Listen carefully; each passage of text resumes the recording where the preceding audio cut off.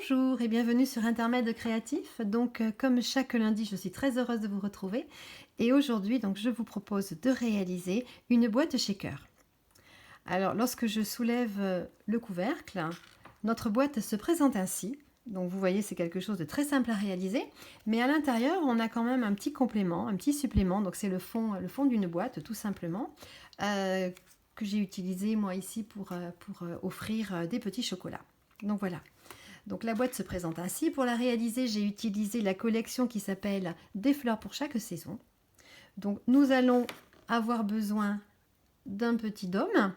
Alors les dômes jusqu'à présent étaient en livraison différée, ils ont eu vraiment beaucoup de succès et moi j'ai eu la chance donc de le recevoir la semaine dernière. Donc ils sont à nouveau référencés et vous pouvez les commander donc sur notre catalogue. Nous avons également dans la même collection coordonnée la perforatrice.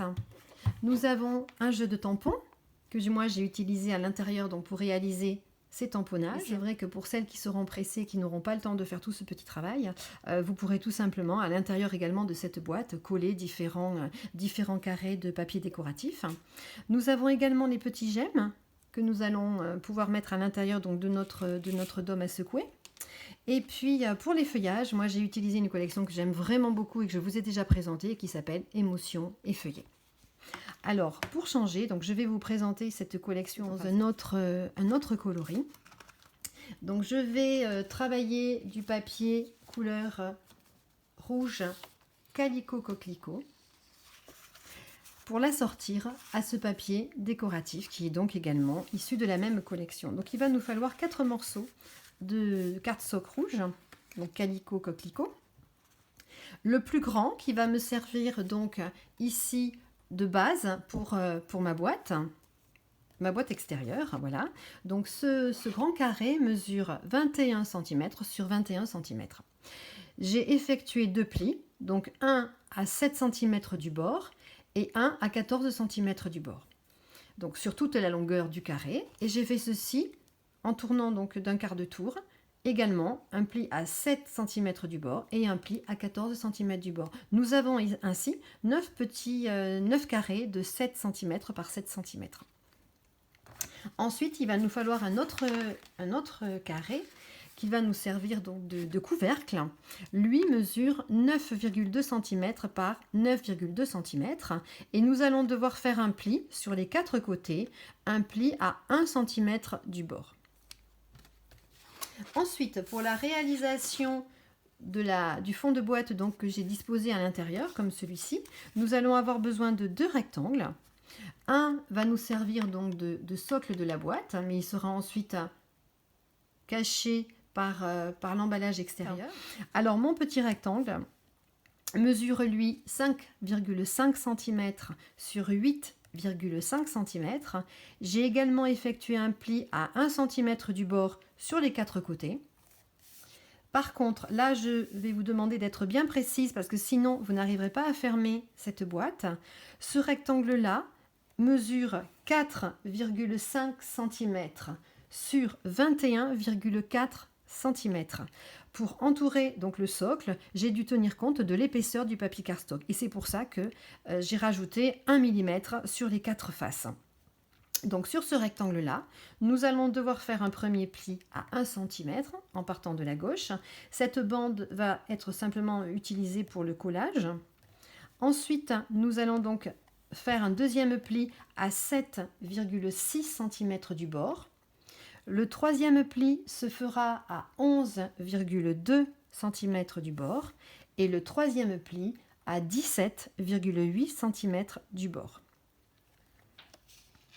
Donc nous allons maintenant marquer tous nos plis au plioir en os et je vais venir ensuite vous montrer comment passer à la réalisation.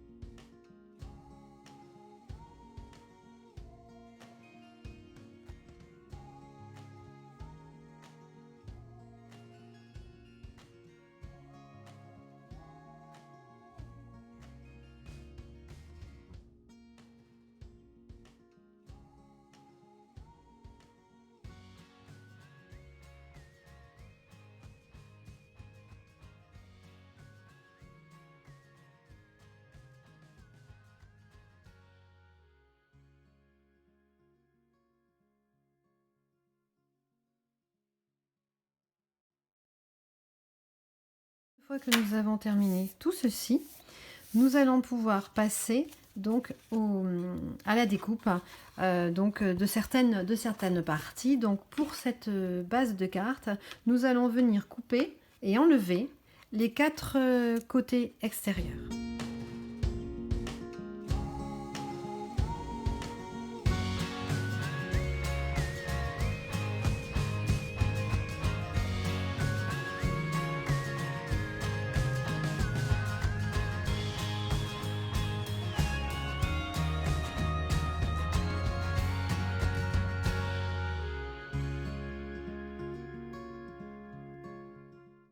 Et nous devons nous retrouver, donc voilà, avec notre fond de carte, que nous n'aurons plus ensuite qu'à venir décorer. Alors, avant de passer au montage de ces 2 parties-là, il y a une finition que j'aime beaucoup faire avant. Et donc, c'est une de mes astuces. Je passe les 4 angles avec donc à la perforatrice de façon à les arrondir avant de les coller. Mais de toute façon, nous ne viendrons coller que la partie du socle, puisque en ce qui concerne le couvercle, nous devons d'abord le décorer avant de le monter. Alors ensuite, je vais devoir découper, donc passer sur certains plis avec mon ciseau, et j'ai pris l'habitude de toujours découper les plis comme ça de face à moi et de faire les deux qui sont donc à l'opposé. Ainsi, j'ai toujours la même finition et je ne me trompe pas. Donc je fais la même chose sur les 2 rectangles, même si je n'assemble pas tout de suite le couvercle, hein, ce sera fait. Donc nous allons commencer maintenant par assembler le socle de notre boîte. Donc je vais venir poser donc de la colle sur ces languettes ici, et donc les deux languettes qui font face. Donc je vais venir coller de la colle ici et je reviens ensuite vers vous.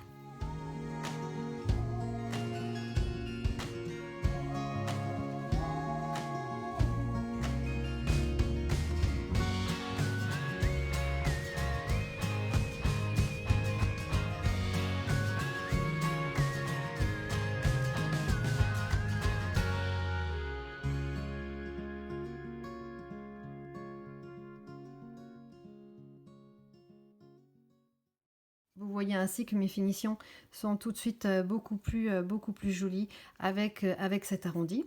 Donc maintenant, je vais passer donc au montage des côtés de la boîte. Donc nous allons commencer par poser de la colle ici. Ensuite, nous allons en mettre tout autour au fur et à mesure que nous allons avancer dans notre travail. Voilà, pour venir ensuite terminer. Coller ici, puis ici, et assembler le tout.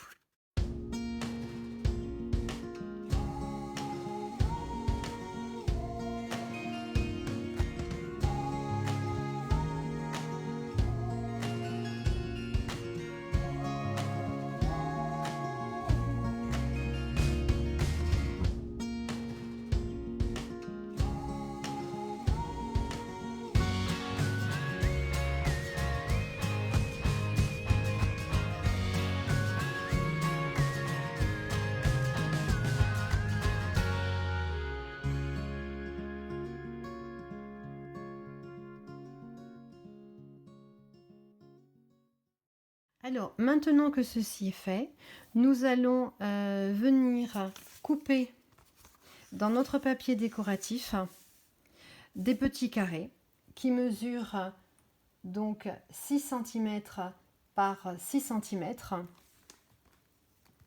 Alors, nous allons avoir besoin d'en découper 4 dans du papier décoratif, 8 si vous voulez en mettre à l'intérieur de votre boîte.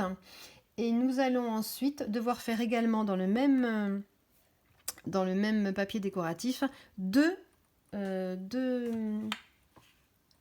découpes avec notre perforatrice. Et je vous retrouve après. Donc nous allons continuer à monter donc cette boîte. Les papiers décoratifs coupés vont venir se poser donc à l'extérieur de notre boîte, mais mon papier ici a un sens, donc je vais devoir vraiment faire attention avant de coller ces différents petits carrés. Voilà, nous allons donc les centrer. Faire ceci sur les 4 côtés. Si vous avez décidé d'en mettre à l'intérieur, vous le ferez également. Ensuite, pour la boîte qui va se trouver donc à l'intérieur, je vais faire un petit montage comme ceci. Donc je vous ai dit que j'avais travaillé avec la collection donc émotion et feuillet. J'ai choisi 2 coloris donc adaptés à mon projet, donc Calico Coquelicot et Juste Jade. Moi j'ai préféré travailler pour cette collection là ces 2 poinçons, parce que nous devons quand même tenir compte des dimensions de la boîte extérieure qui est donc de 7 cm². Et nous ne pouvons pas choisir n'importe quel feuillage. Donc moi j'ai choisi ceci. Donc voilà, je vais les monter comme cela à peu près, les coller. Je vais venir ensuite devant donc mettre le petit bocal que je vous ai demandé de découper avec votre perforatrice. Alors nous allons quand même devoir faire attention. Peut-être que vous aurez besoin de découper sur le bas si jamais vous voyez les extrémités donc de votre feuillage et que cela vous dérange. Donc vous allez devoir faire un arrangement qui en tout cas rentre bien dans la boîte et qui ne sera pas abîmé. Et ensuite je suis venue coller ici avec des Stampin' Dimensional mon petit sentiment qui se trouve donc également dans la même collection émotion et feuillet. Par contre le petit cercle donc, qui m'a permis de faire cette jolie découpe vient de la collection que je vous ai présentée la semaine dernière. Voilà, qui s'appelle donc Poinçon Chic Étiquette. Et donc j'ai choisi, non c'est pas celui-ci que j'ai choisi, c'est le plus grand. Voilà, parce que j'ai trouvé vraiment ils sont très très beaux. Et nous avons ainsi vraiment un joli rendu avec ce style de petite dentelle tout autour de cette étiquette. Nous pouvons, si nous le désirons, rajouter un petit strass sur nos sentiments. Alors moi, j'ai choisi d'utiliser la collection Bijoux Classiques Cristal du Rhin Joyeuse Fête. Je vais utiliser ces petits strass-ci parce que je trouve qu'ils sont vraiment adaptés à mon projet. Et comme je viens de vous parler de Noël, je voulais donc aussi vous dire que ce petit shaker est un produit que nous allons également utiliser pour les fêtes de fin d'année. C'est pourquoi j'ai utilisé du rouge et du vert pour vous montrer que même pour les fêtes de fin d'année, si vous le souhaitez, vous pourrez l'utiliser. Nous avons cette collection pour les fêtes qui s'appelle Merveilleuse Réjouissance dans les verts et rouges, qui peut très bien se marier avec nos petits bocaux. Et nous avons également des sequins flocons de neige que nous pourrons mettre donc à l'intérieur de ce petit shaker. Donc voilà. Alors maintenant, je vais donc faire tout ceci et ensuite nous allons passer au montage de notre couvercle. Donc je vous retrouve pour cela tout de suite après. Voilà ce que nous devons à présent obtenir. C'est ce que je vous expliquais donc, nos feuillages ne doivent pas sortir de cette boîte. Et puis voilà, j'ai rajouté donc les deux petits strass qui vraiment je trouve ajoutent un petit côté vraiment chic à ce projet. Nous allons maintenant passer au montage du couvercle. Alors, nous avons donc coupé précédemment dans du cardstock rouge Calico Coquelicot un morceau de 9,2 cm par 9,2 cm. Et il va falloir maintenant découper dans du papier design assorti un rectangle qui mesure 6 cm mais en hauteur 7,2 cm. Donc faites attention quand vous prenez votre papier, les 7,2 cm sont bien dans le sens de la hauteur. Pourquoi? C'est tout simplement parce que lorsque nous allons utiliser notre perforatrice, il va y avoir en bas de notre papier une valeur qui va, si on ne fait pas attention à augmenter donc la hauteur de notre papier, qui ne va pas centrer notre shaker. Donc c'est pour ça que nous devons rajouter 5 mm sur la hauteur de notre papier, parce que nous allons devoir par la suite en enlever 5 dans le bas de notre rectangle. Donc voilà, moi j'ai bien positionné mon papier à l'intérieur de ma perforatrice. Je me suis fait un petit repère au crayon à papier avant pour être sûr d'être bien au centre donc de mon papier. Voilà, donc je perfore tout simplement mon morceau de papier. Et comme je vous le disais, voilà, nous avons donc dans le bas de ce rectangle 5 mm en trop. Donc je vais venir enlever cette longueur-là qui ne me sert pas. Donc je me mets tout simplement sur ma planche de coupe.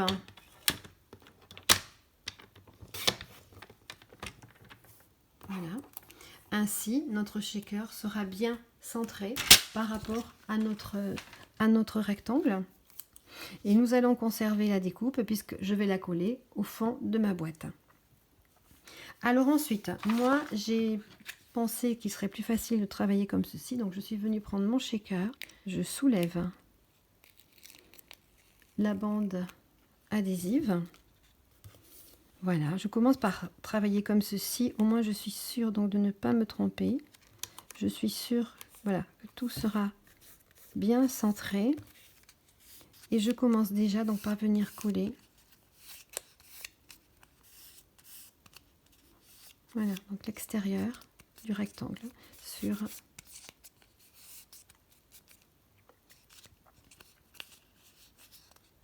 donc maintenant voilà, je vais prendre mon couvercle et il va m'être ainsi donc très facile de pouvoir le coller par la suite, de centrer. Donc il va falloir que je vienne à nouveau décoller cette pellicule-ci qui protège mon adhésif double face.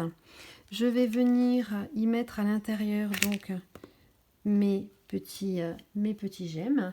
Moi, je ne sais pas si vous avez remarqué, mais j'avais aussi également mis à l'intérieur des petites découpes blanches que j'ai faites avec grâce à mon lot émotion et feuillet. Donc c'est vrai qu'on a peut-être un peu de mal à les voir ici, mais vous voyez, j'en ai glissé quelques-unes à l'intérieur et ça rajoute un petit quelque chose.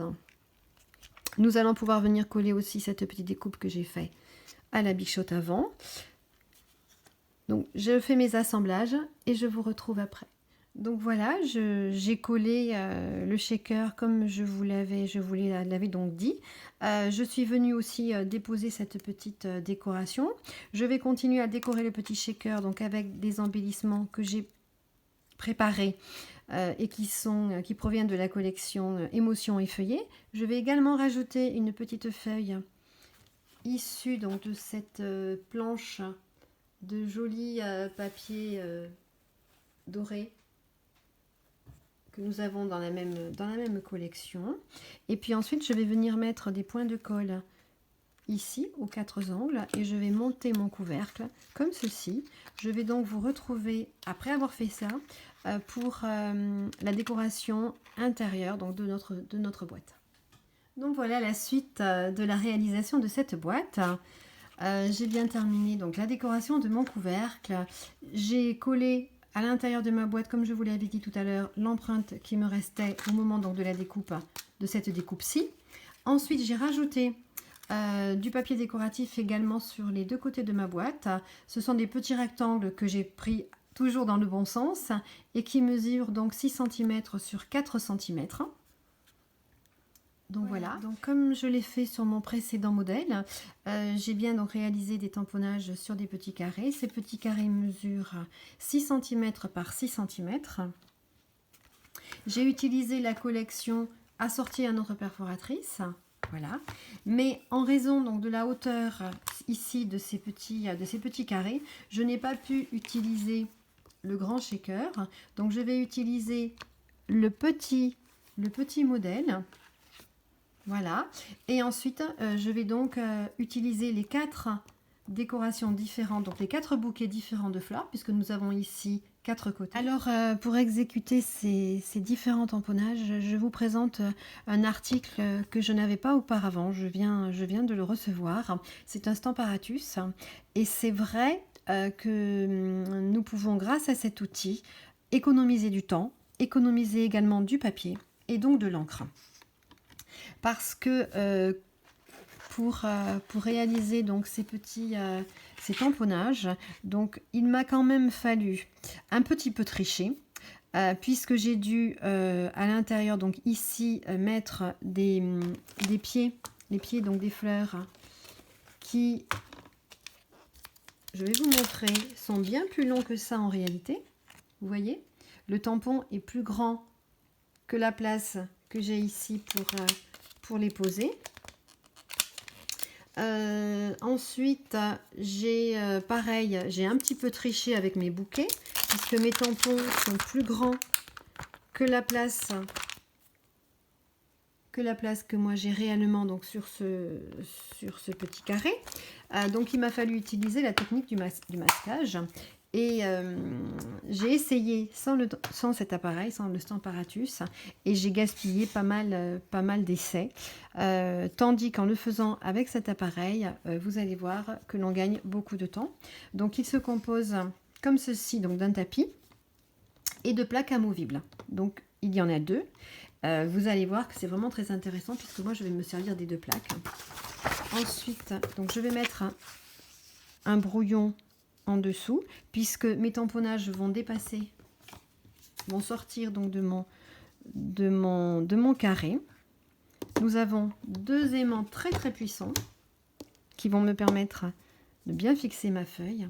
Et en fait, l'avantage de cet outil, c'est que je vais pouvoir réancrer au fur et à mesure de mes besoins le tampon. Alors, moi, je vais commencer déjà par le positionner donc sur ma feuille. Ainsi, voilà, c'est à cet endroit-là donc que je souhaite donc mettre ce tampon. Je vais appuyer avec ma plaque comme ceci. Donc, le tampon, du coup, adhère sur le côté. Je ne sais pas si vous pouvez le voir correctement. Donc voilà, mon tampon est bien ici. Alors j'ai décidé de les tamponner avec l'encre sous l'écume. Et vous allez voir que si jamais je me trompe, eh bien ce n'est pas grave. Je vais pouvoir revenir, réancrer mon tampon. Ah, vous voyez, il me manque un morceau ici. Donc pour le coup, ça ne va pas du tout être gênant pour moi. Je vais juste remettre de l'encre ici. Et tout simplement, voilà. Alors vous allez me dire, Nathalie, tu débloques un petit peu, puisque ce tampon-là ne correspond pas du tout au modèle. Eh bien oui, c'est aussi l'avantage de ces tampons, c'est qu'ils sont sur deux faces. Donc nous avons ici le côté où notre vase est bien plein, et nous avons ensuite l'autre face, où là, nous pourrons mettre, comme je vous l'ai déjà présenté, voilà, nous pourrons faire jouer la transparence. Donc je recommence évidemment. Je repositionne le tampon. Voilà. Je vais venir l'ancrer.